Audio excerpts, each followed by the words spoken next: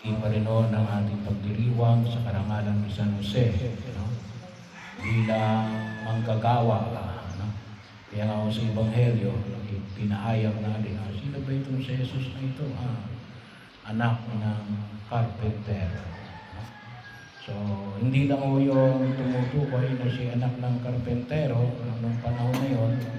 Kalimitan ho ay yung kung ang ikaw ay karpentero, ay most probably, yung mga anak mo, ay doon din sa pagkakarpentero ang kanilang tratrabahuin. Kasi hindi naman katulad ngayon. Meron tayong pwedeng pagpilian na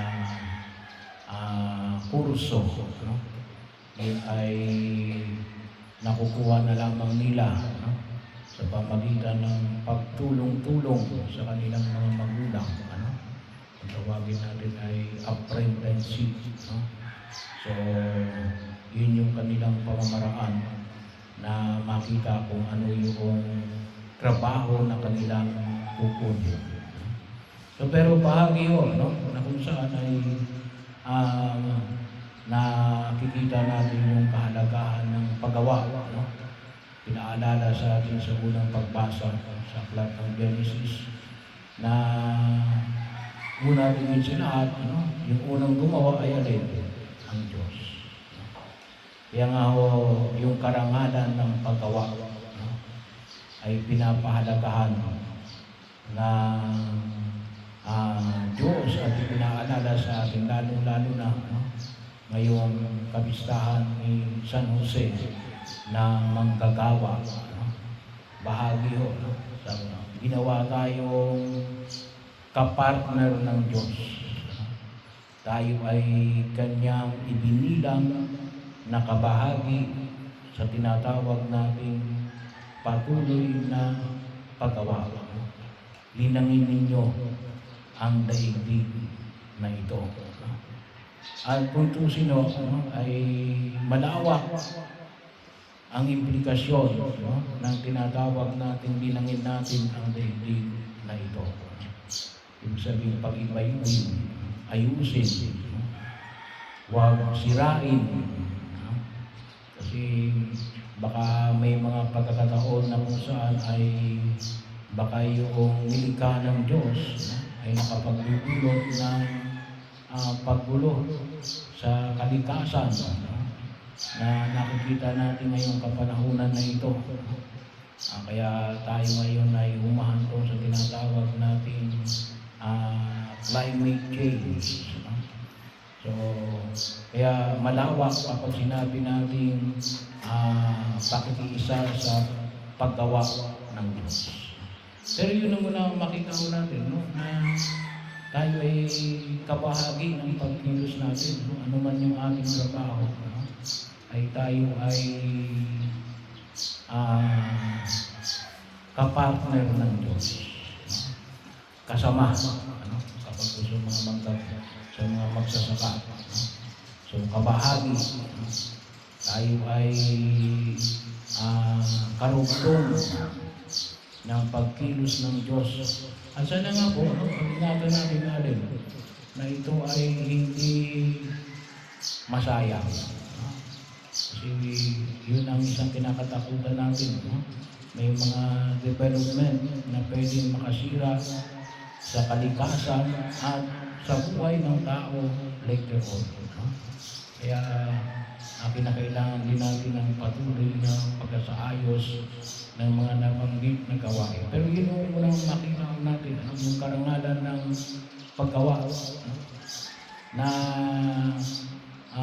sa pamagitan ng ating paggawa, ano man yung ginagawa mo, yan man ay, kung tawagin natin ay blue-collar job. Ibig sabihin ng mga blue-collar job ay yung mga sa pamagitan talaga ng mga kamay. O maging yan man ay white-collar job, mga nasa opisina, bahagi o kahit na doon sa tinatawag natin pinakamataas, lahat yun ay nakikibahagi sa paggawa ng Diyos. At huwag nating kalimutan ng lahat ng ito ay higit sa lahat galing sa Diyos. At tayo ninais niya na maging kabahagi upang tayo ay makatulong. Hindi lamang para sa ating pangangailangan. May mga tao, ba't ka nagtatrabaho? Para kumita. Kasama yun. Pero sana makita natin magkano man yung ating kinikita, kung yun man ay makasasapat sa mga pangailangan natin sa daigdig na ito. Sana makita natin yung karangalan ng paggawa.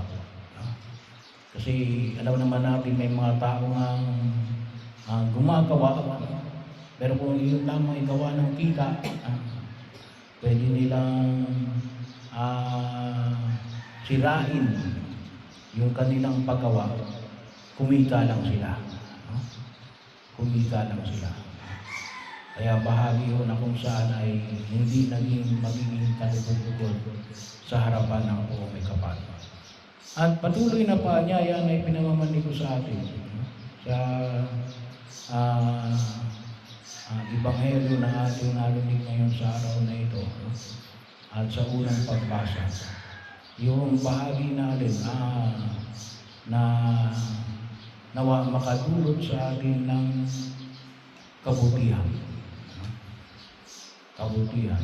Yun kasi yung kahalagahan kung bakit tayo ay ninais ng Diyos na maging kabahagi ng kanyang pagkilos sa daigdig na ito. Kaya nga sa bawat paglikha ng Diyos, ano makita natin? At nakita ng Diyos ang kanyang gawa na mabuti. Kaya kinakailangan din natin pagnilay-nilayan. Ang mabuti pa yung ating ginawa. Mabuti pa yung ating ginawa. O siguro ay mas maging bahagi na rin. Mayroon pa pang bubuti sa ating mga pagkilos sa daigdig na ito. Bahagi yun na kung saan ay makita ko natin. Kasi sabi ko nga, kapag ang pagbabasihan lang natin ay pera, ay kalimutan mo dyan, ay hindi naging mabuti yung ating paggawa.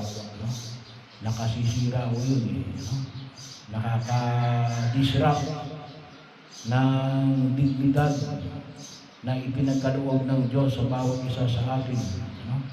Kasi yung dignidad na ibinigay sa atin ng Diyos, hindi lamang yung nakikibahagi sa kanyang paggawa. Ngunit yung yung pagpapatuloy ng kanyang paggawa ng kabutihan. Kaya titingnan natin kung yung ating mga pagkilos, yung ating mga gawain ay tunay na nagdulot ng mabuti. O kung tutusin, sabihin na natin, mas marami ang mabuti. Kasi kung minsan makita natin may sumasamang masama. Bahagi ho. Kung minsan ang tinatawag tayong dual effect. Yung isang pagkilos natin, pwedeng makaganda, pwedeng makasira. Pero sabi nga natin, kung minsan kahit na may nakasamang may nakasira, dapat mas malaki yung mas nakagaganda na makita ko natin. Or kinakailangan din natin na kung sakaling may mga ang tawag na natin kung minsan din side effects. Yung gamot. Yung mga gamot. Meron ka na kapag uminom ka ng gamot, gagaling ka. Pero mayroong ibang gamot na nagka-allergy ka. So, ibig sabihin, yung allergy mo sa pag-inom ng gamot na yun, magsa-side effects. Pero gamot yun. Pero, sasabihin naman sa iyo ng doktor, babalik ka sa doktor, sasabihin mo yun. Anong gagawin ng doktor? Papalitan ng doktor ng ibang gamot na yung walang side effect para sa iyo. Kaya bahagi yun. Kaya kasi may mga clinical study yung ginagawa ng mga yan para makita kung alin. Kung alin mabuti. Ganun din sa ating pagkilos. So, kaya napakalaga rin yung patuloy na ating pagninilay. ito bang paggawa natin ay tunay na nakatutulong at nakapagdudulot ng kabutihan sa aking pakipag-ugnayan sa kapwa at pakipag-ugnayan sa Diyos. At sana po, yung kapistahan natin ngayon kay San Jose ay tunay, no, na magpahalaga sa mga bagay na ito. Sa karangalan na ipinagkaloob sa atin ng Diyos na tayo alin. Tawag na natin ay alin. Kabahagi. Sa English, ang tawag ay alin. Co-creator. Co-maker. Magkaman kumisan yung tawag na co-maker. Kapag ka lang uutang, at nawala na yung masyadong pagyan. Kabahagi ka ng Diyos. Kasama ka ng Diyos. Pangalawa, bahagi ako na kung saan ay alin. Dapat magdudulot ito ng higit na ikabubuti.